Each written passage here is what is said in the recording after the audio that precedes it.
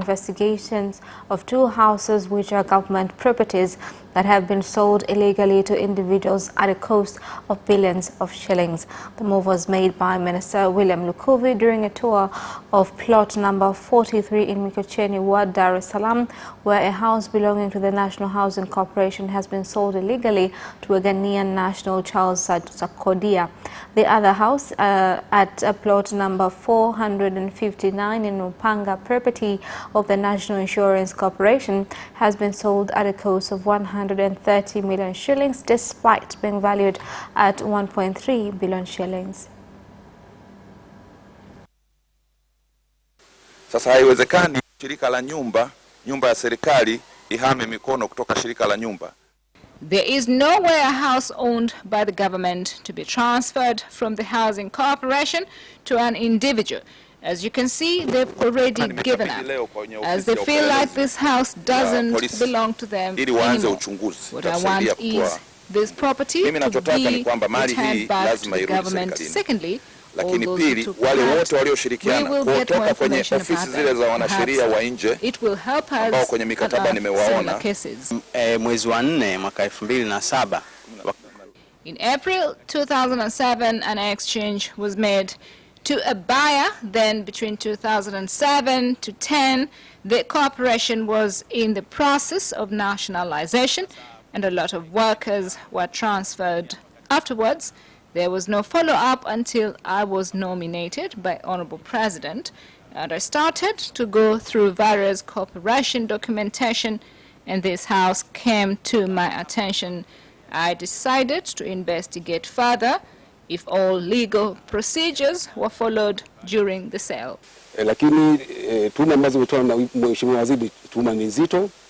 Work on instructions given as soon as possible, and all involved legal measures will be taken against them. Communication between Hemba, Njoge and Mseta villages in KONGWA district, DODOMA region have been cut off after heavy rains destroyed bridges connecting the villages. Residents from the villages have called on the government to rehabilitate the bridges as the situation has made it difficult to continue with daily development activities.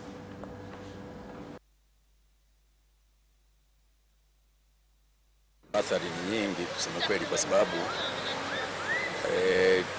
kama mnavyoona wanafunzi hawawezi kupita, shule ya sekondari iko Mameta. The Minister of Livestock and Fisheries, Luhaga Mpina, has announced implementation of an operation against the use of illegal nets, which have had negative impact on the fisheries sector. Minister Mpina announced the operation in Dar es Salaam during a tour at a factory which manufactures fishing nets. This has been difficult for fishermen because fishing nets are imported, and it costs us an average of 20 billion per year. Secondly, fishermen are complaining that the nets are not durable. We urge local manufacturers to produce fishing nets and meet the demand because it is high. We have 2 factories in Mwanza but cannot meet the demand. We ask the private sector to invest in this area because it has potential. Production in all the years has been fluctuating. However, I commend you, Honorable Minister, for curbing illegal fishing in Tanzania. It has been a big help. It affected production.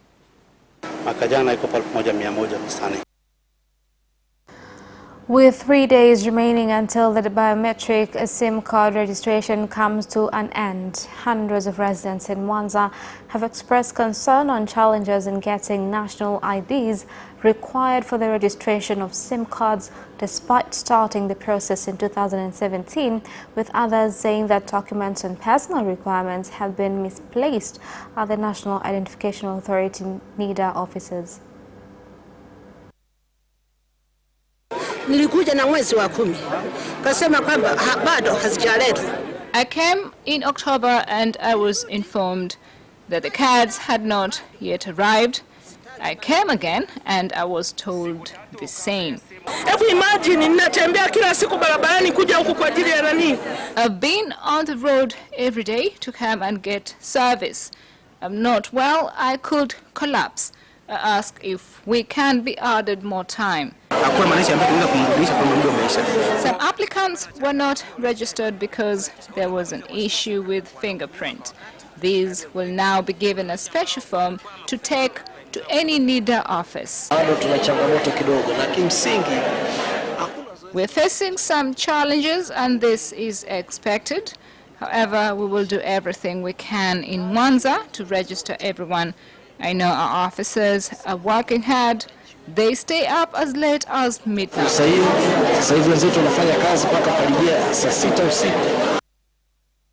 Meanwhile, in Morogoro, some residents have called on President Dr. John Magufuli to extend the deadline for the biometric SIM card registration exercise, which ends on January 20th this year, as many Tanzanians are still to register their SIM cards.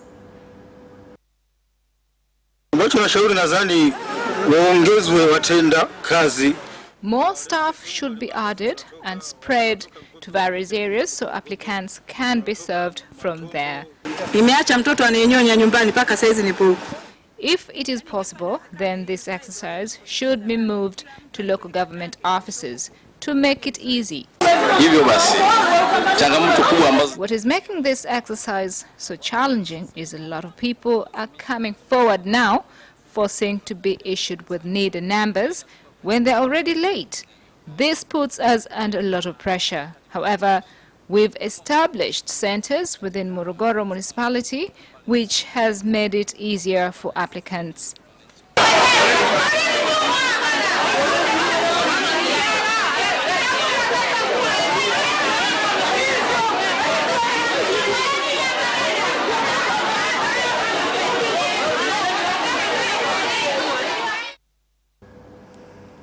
Prime Minister Kassim Majaliwa has directed the Regional Commissioner of South Unguja, Ayub Mohammed, to take stern measures against employees found to have embezzled government revenue.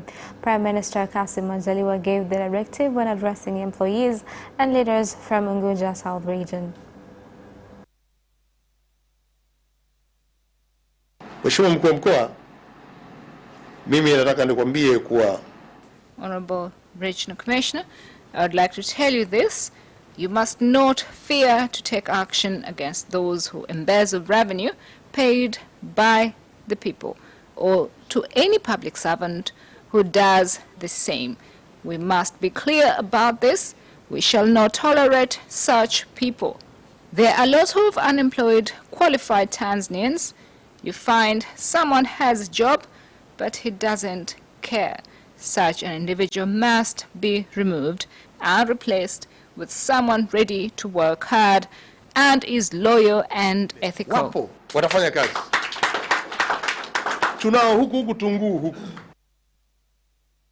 The UN Peace Envoy and founder of the Jane Goodall institutions involved with conservation of chimpanzees at Gombe National Park, Dr. Jane Goodall, has participated in a tree planting campaign of more than 400,000 trees in areas around the park which have started to be destroyed by human activities that are threatening the existence of chimpanzees.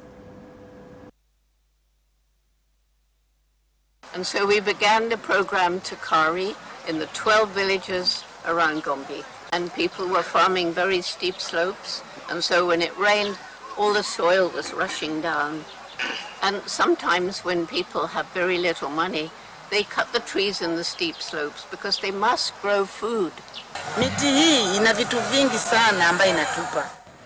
Trees have a lot of benefits. We get firewood, mushrooms, and a lot of rain. May God bless those who initiated this. Na kwenye kila kijiji tunaangalia pia taasisi zilizopo kama shule na wenyewe tunawasaidia wanaanzisha. In every village we consider institutions such as schools. We help them to start up their own tree nurseries. So this is special for villagers with an intention to educate them on protection of surrounding ecology. Bora ya upandaji ambao hauto kuja baadaye kuleta athari kwenye ukanda mzima wa kiikolojia. That's the end of national news. International news follows shortly.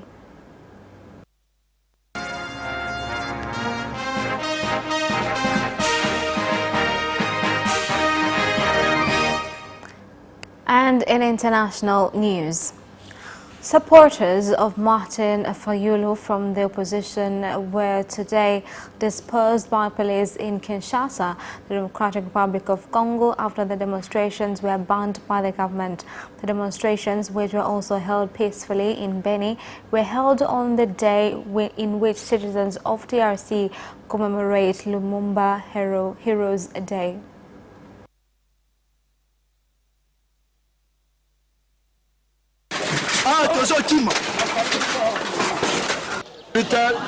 Tulichagua tarehe ya leo ni kuonesha ya kwamba leo ni journée ya martyrs. This day was chosen to commemorate people who fought for this nation. We want the whole world to see that people in Beni are tired of the ongoing killings. President of Uganda, Yoweri Museveni, has officially inaugurated a factory which will enable nationals, particularly unemployed youth, get vocational training, which will empower them to set up their own businesses and reduce dependency on foreign imports. So I'm very happy that our Chinese friends have come. I am very happy that our Chinese friends will support government's efforts of creating employment opportunities to our people, a move that will improve their economic status. I commend these Chinese for this wonderful achievement. I'm glad that the Honorable Minister of Finance gave the investors all the support needed. President Yoweri Museveni of Uganda has officially, we do apologize for that. Let's make sure of the stories. Now, moving on, hundreds of activists have demonstrated in Nairobi to State House to pressurize for social equality in the country. The demonstration started at Uhuru Park, with the demonstrators carrying placards accusing President Uhuru Kenyatta of failing to address issues concerning gender equality.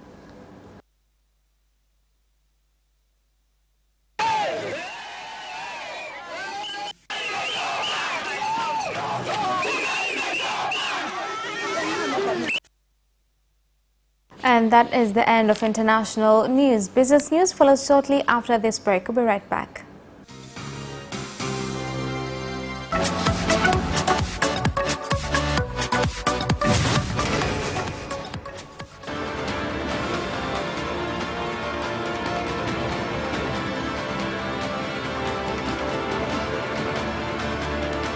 Watch Business Edition as we talk to business leaders and experts in sectors that are transforming Tanzania's economy.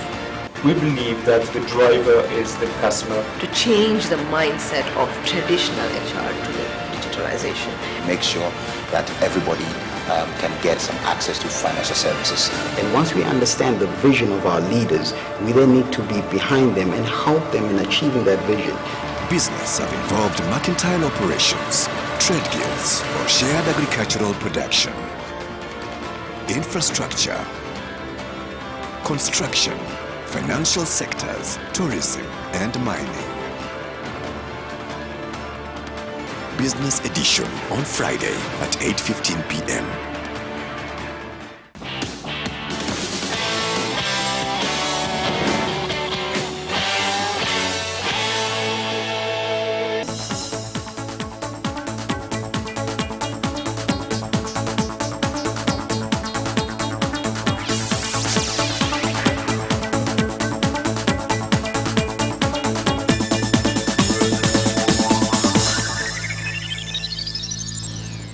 Welcome back, and in business news tonight, Zanzibar has achieved record numbers of tourists who toured the Isles, with 538,264 visiting Zanzibar last year.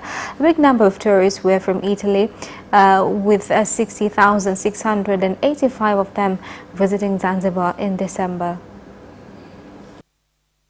Kituo chetu ni chenye sasa hivi kinahimili ushindani sana. Our tourism centers are capable of handling international competitions because the services offered are of higher standards, including the hospitality sector, with improved infrastructure. This has resulted into increase in number of tourists visiting the isles. Kila mmoja atakuwa ni shahidi kwamba tunakotoka sio leo ambapo tupo. Ndio maana kwamba unaiona District councils in the country have been called on to cooperate with investors and recognize that the private sector is key in economic development of the country.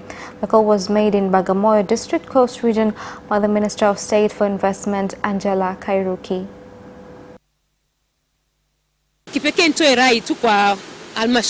I would like to call on all the councils in the country to regard investors as friends and approve positive contributions done by the private sector.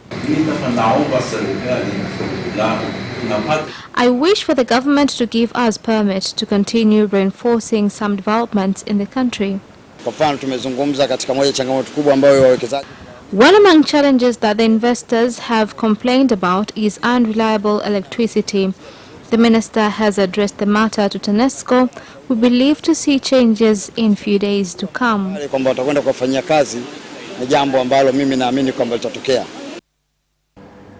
Tourism stakeholders from more than 9 countries, which include the UK, Ivory Coast and Ghana, are expected to take part in a tourism forum and domestic tourism exhibition in February this year with the aim of sensitizing entrepreneurs to venture into tourism.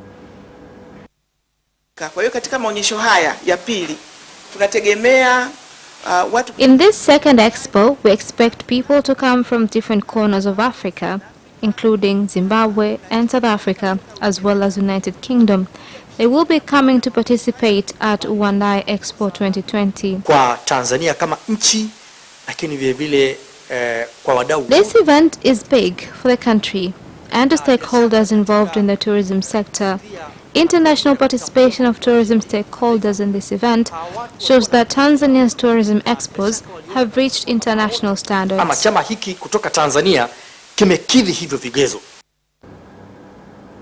that is the end of business news. Sports news follows shortly after this break. We'll be right back.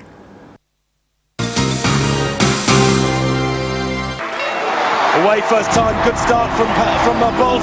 Bolt leading a moment of going away. Gay trying to go with him, and he's being dragged through to second place, but he's going to win it by 2 meters. Away first time, good start from Bolt. Bolt leading a moment of going away. Gay trying to go with him, and he's being dragged through to second place, but he's going to win it by 2 meters.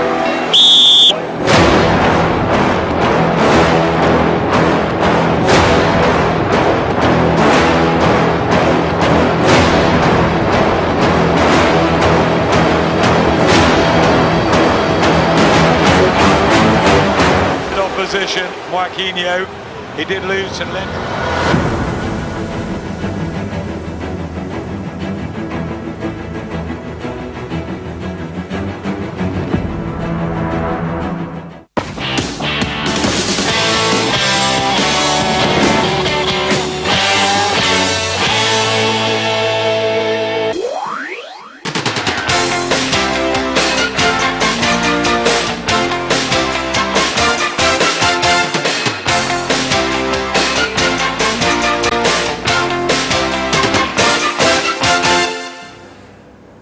And in sports news, young Africans will be without their striker Tariq Saif Kialaka in tomorrow's Premier League clash against Azam.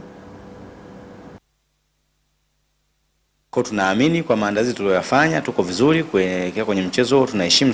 believe in the preparations we have done. We respect our opponents Azam, as they are a good team with good players. But we Yanga also have good players and have a good team as well. And we are not ready to lose a second successive game in Dar es Salaam.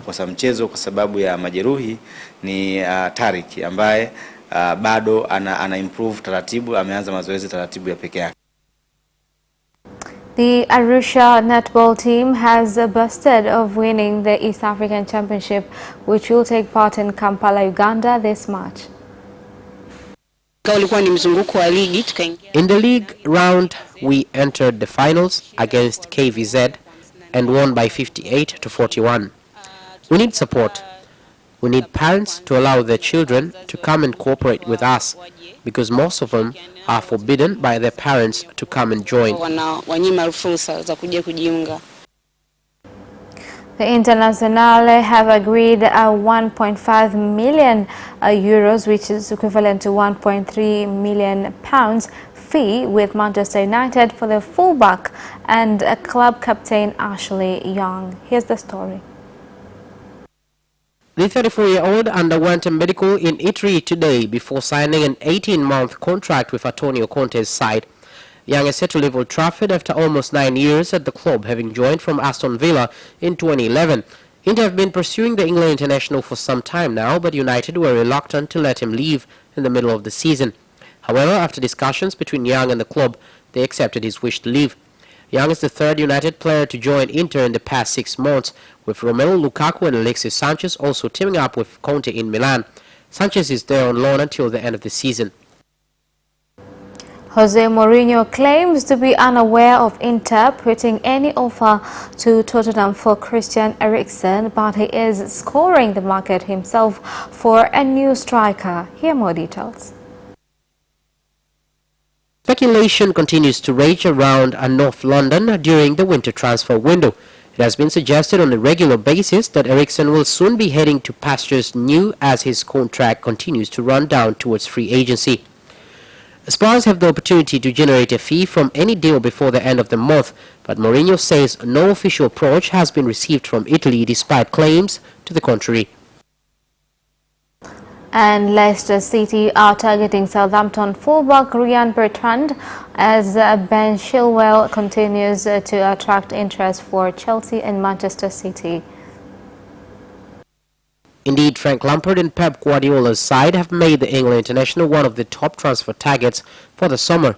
That interest has seen the Foxes turn their attention to Bertrand, who came through Chelsea's academy system before leaving to join the Saints in 2015. And that sports item ends our news bulletin for tonight. My name is Khadija Zimbo. Thank you for watching and good night.